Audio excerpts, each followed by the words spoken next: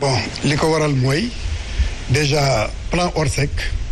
mooy plan organisation de secours foo de organisation de secours cela veut dire dafa am ay dégâts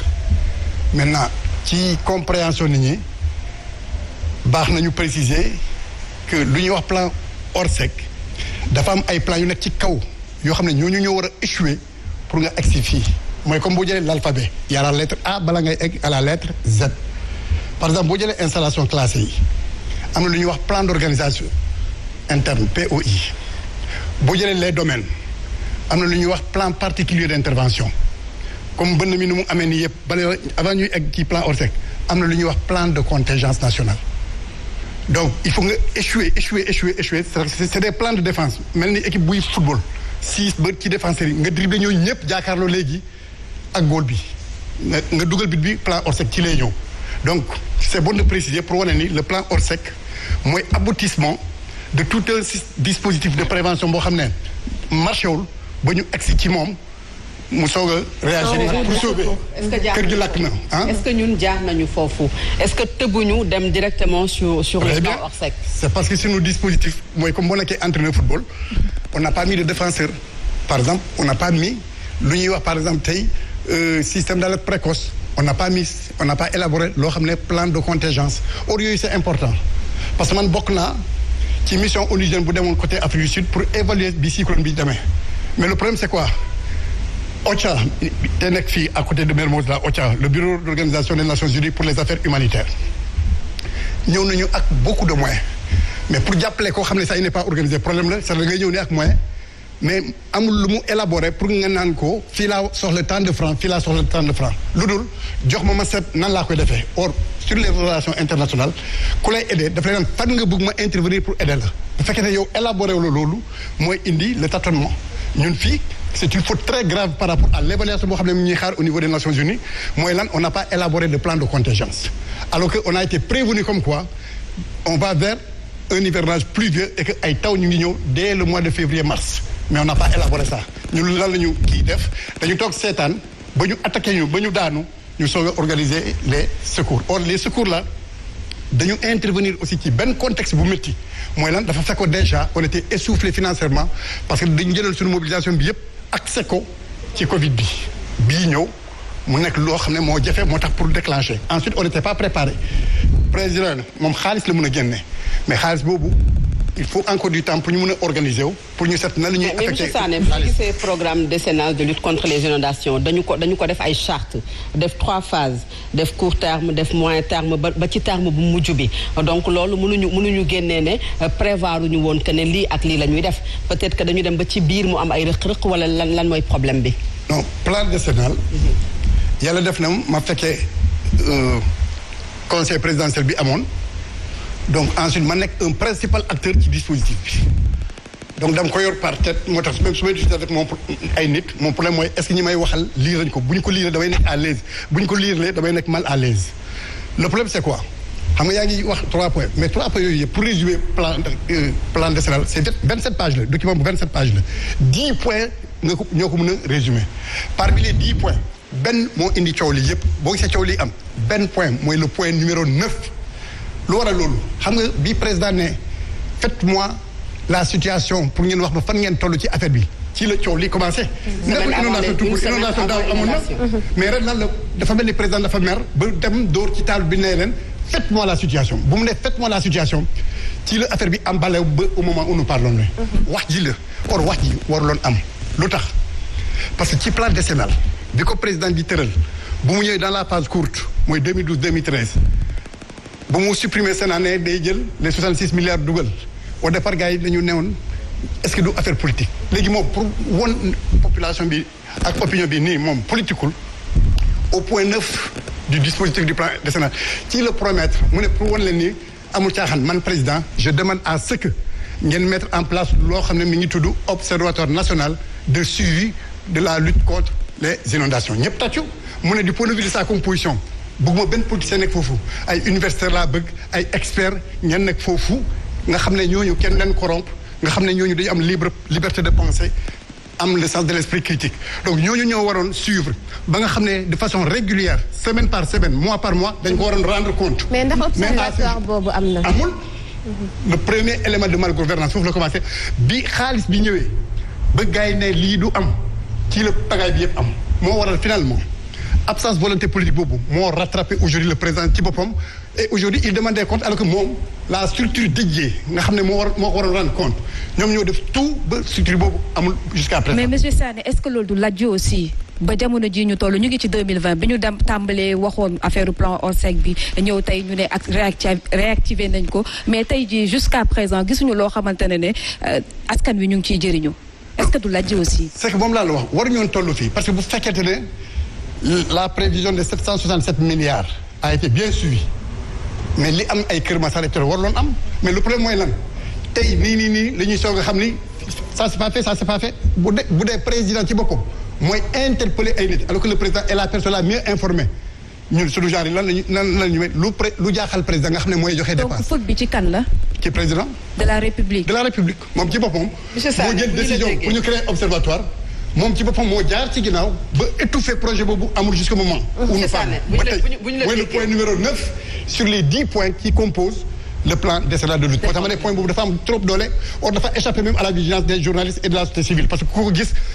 c'est toute une littérature. pour ça alors bu ñu déggee lii kon théâtre la wala parce que bu ñu déggee ne il faut rendre compte il faut que ñi nga xam ne ñoom ñoo yoroon li nga xam ne mooy plan décennal de lutte contre les inondations nañu wax fu mu féete assemblée nationale dem def commission d'information boo xam ne bureau bi tey la ñuy réunir pour xool lan mooy doon liggéeyu commission d'information boobu maanaam lépp lu ñu fi jot a wax yépp théâtre la boo xamante ne bu ñu la déggee moom la ñu teg pour bële fa xelu ko askan wi wala c'est quoi. le mot c'est du théâtre boole ci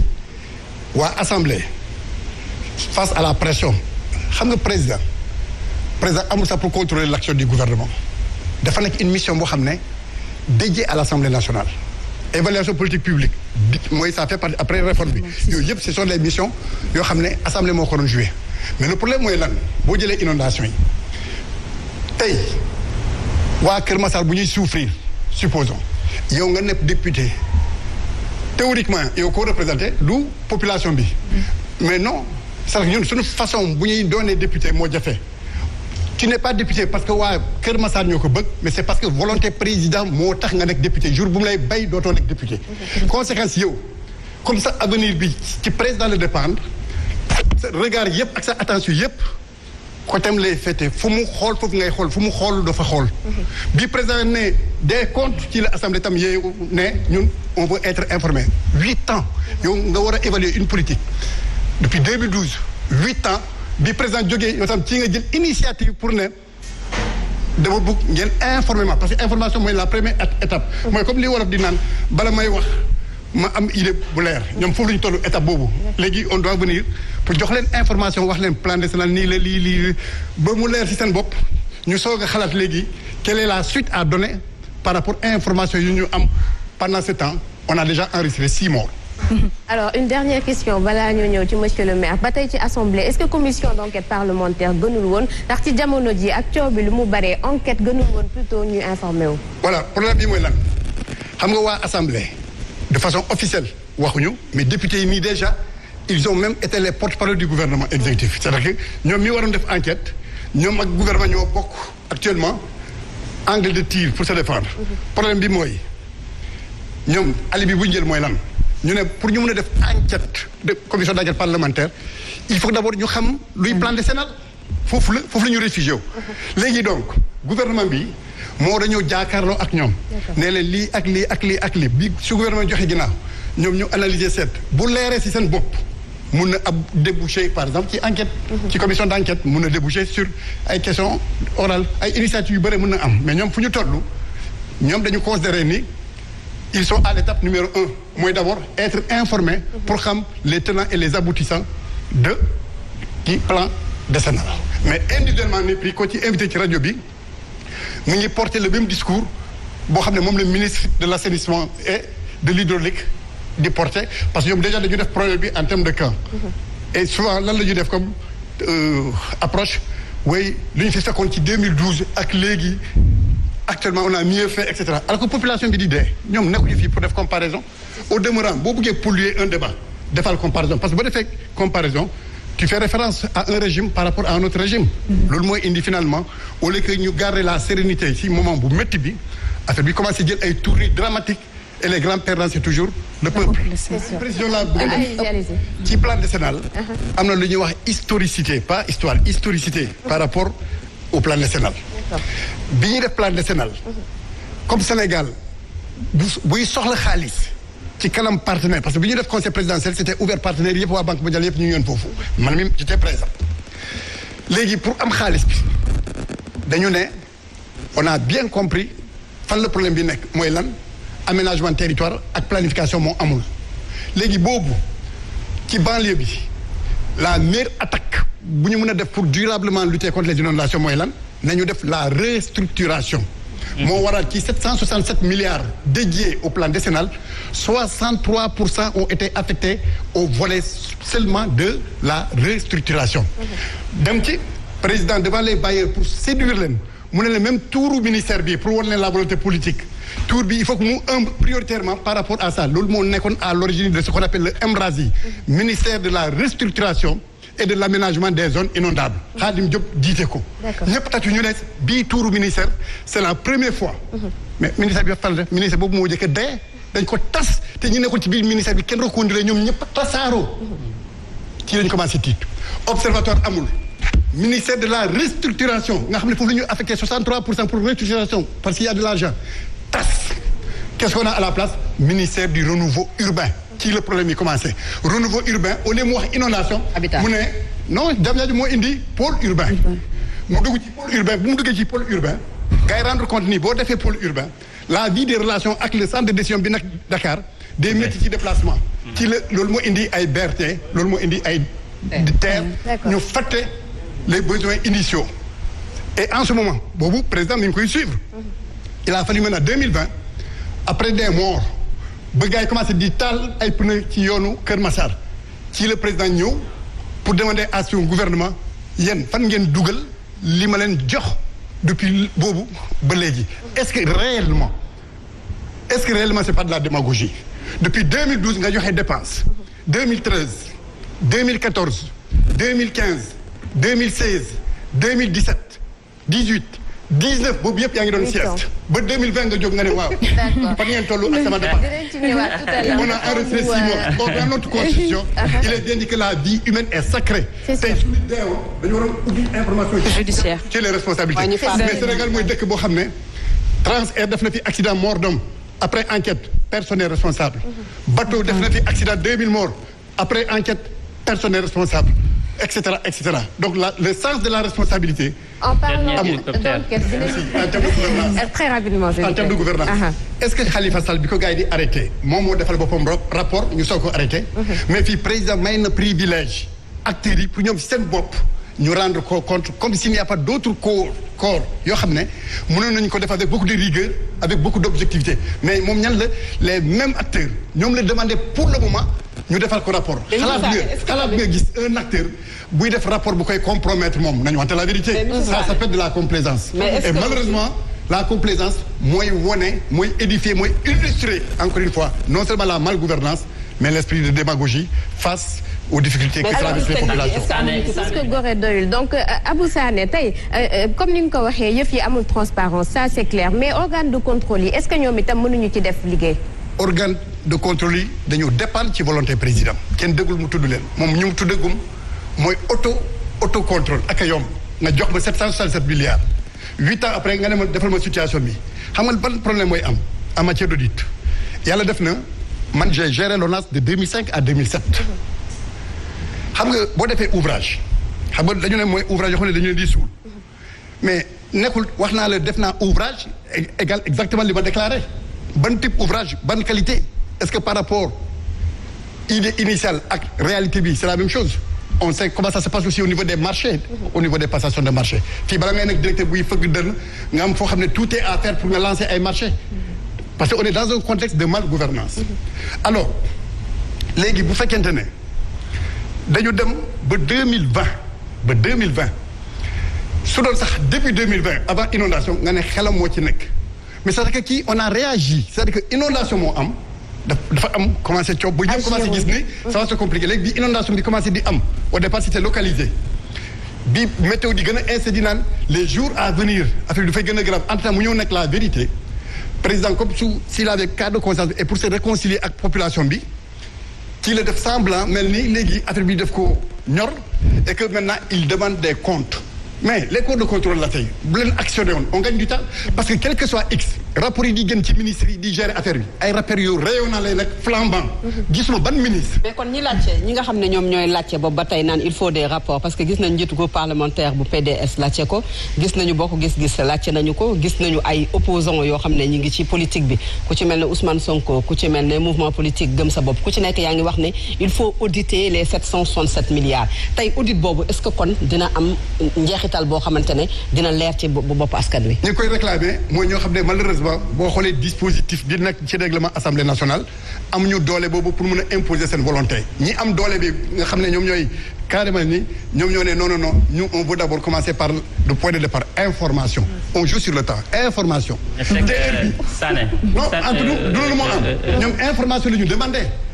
Ce sont les partis d'opposition comme PDS ñoom ñoo bind lettre pour demander pas information. Enquête parlementaire. C'est ça le problème mais comme yor ñu la décision parce que majorité yi ça sert à ça aussi malheureusement majorité bi nekk foofu bu bañee sa dara du jàll. alors bu ñu gisee le chef de l'État wax ne 10 milliards la teg ñetti milliards yi mu jàppale ko askan wi ci seen i ay coono les 7 milliards ONAS sapeur pompier ak yenn service yi ñu gis ay gox yoo xamante ne ONAS yeggu fa ndax bu ñu gisee Kër Massar Yëmbal ak fi nga xam ne moom mooy ginnaaw raay ak Thiaroye ONAS yeggu fa ak les régions de l'intérieur ak yenn régions yi donc loolu noonu lan mooy solution bi tey est-ce que tey loolu la ñu war a jël jox ko ONAS war nañ am yeneen service yoo xam ne war nañu ci bokk. voilà man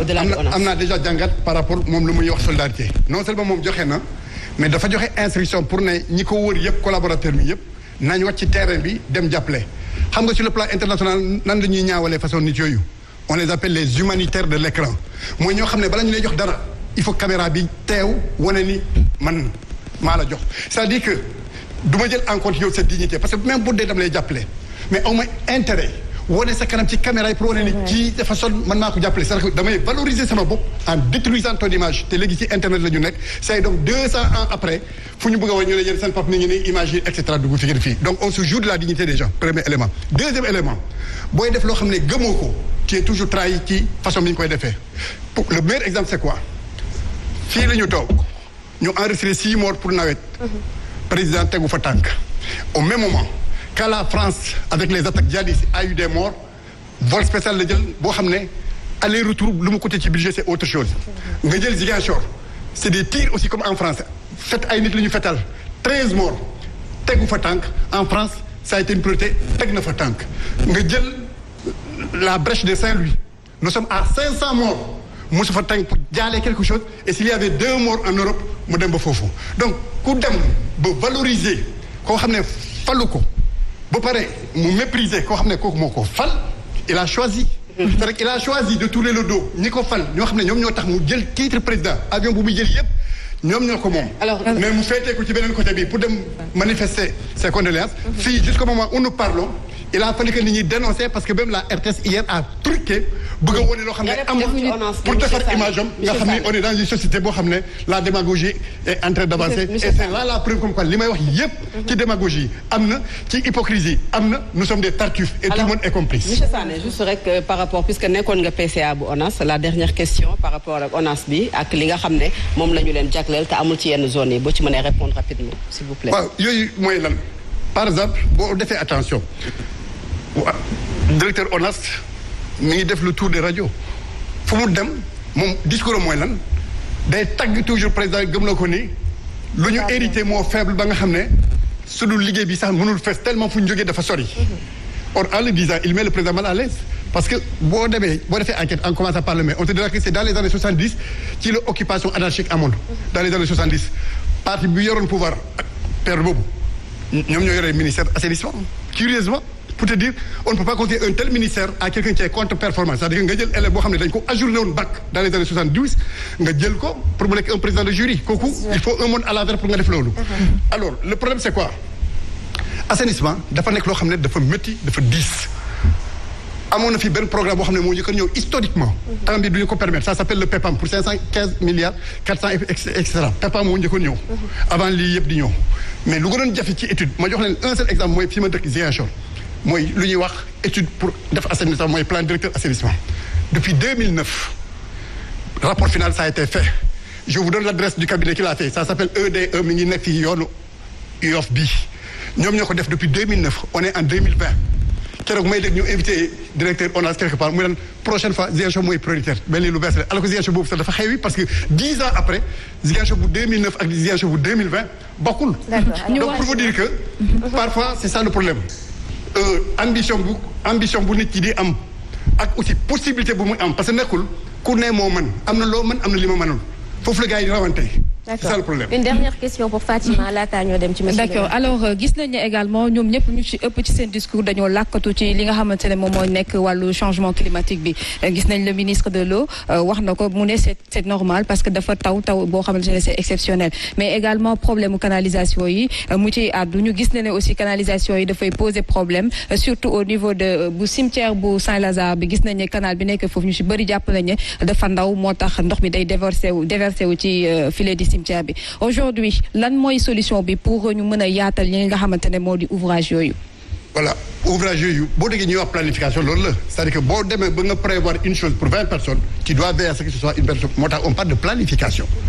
boo jëlee ay Gueule Tapée Médina boo demee foofu seen eaux usées mi ngi tasaaroo un peu partout parce que là la c'était conçu pour X entre temps il y a eu 2 fois X. yooyu la mooy problème beneen bi par rapport question bi nga posé ci changement climatique. ak ñoom réalisation am na benn réalisation boo xam ne chaque fois fu ñu dem ci télé ñu ngi koy tiitaroo mooy Philippe Maguilène Senghor bi ñu koy boole ci compte. hier dëmb j'ai tout fait man dem foofu yore ay photo yore ay vidéo dem foofu ba pendant plus de 4 heures. mais c'est piscine la woon dëmb donc il y a un problème. c'est comme ça taw bu dëmb bi hier Philippe Maguilène Senghor comme piscine. premier élément. deuxième élément léegi nag nañu wax affaire changement climatique. xam nga bu fekkente léegi changement climatique la. mais ni mbënn mi amee Kër Massar mu bañ a am fii au siège de Sen TV ñaar changement climatique ñu am dafa am changement climatique pour Kër Massar mais ñi dëkk côté bi yépp changement climatique dafa leen ignorer toroxal ñële lan la ñu def changement climatique ba ñoom ñuy souffrir alors que y a d'autres Sénégalais yoo xam ne yéeguñu man fi ma dëkk dafay taw doo sànni mi ngi taw rajo yi ak télé ñoo may woon ni am na ñuy souffrir inondation donc ça veut dire que lan la li tax ba Fann Résidence ak palais présidentiel bu nekk amul bën loolu bu ñu ko créé woon genre yooyu bu ñu ko yóbboon un peu partout mbënn du am. mais c'est parce qu'il y a 2 espaces sénégalais il y a l'espace boo xam ne ça correspond à la stratification sociale la plus élevée. mooy oligarchie bi ak la périurbaine nga xam ne tous les problèmes foofu la nekk et c'est pas par hasard que ay mbëbë si yooyu yëpp nekk dans ces zones là parce que les déchets de tous les bourgeois là foofu la ñu dem di fanaan yi. donc c'est l'injustice là. moo indi ba nga xam ne la périphérie n'est pas élevée au rang de priorité nationale. jour bi ñu koy élevé au rang de priorité nationale. li ñuy def ci plateau bi suñu ko defoon fële mbënn du am. maintenant la réponse intelligente par rapport au changement climatique mooy lan am na loo xam ne moom la ñuy wax la contribution nationale ñun def nañu ko c'est à financer à coup de milliards premièrement. deuxièmement on doit développer des stratégies d'adaptation au changement climatique est-ce que on l'a fait on doit adapter élaborer ay système d'alerte précoce est-ce qu'on l'a fait. yooyu aussi boo ko defulee c'est-à-dire que yaa ngi wax changement climatique alors que changement climatique am na lu mu prévoir comme outil de défense pour faire face boo ko defulee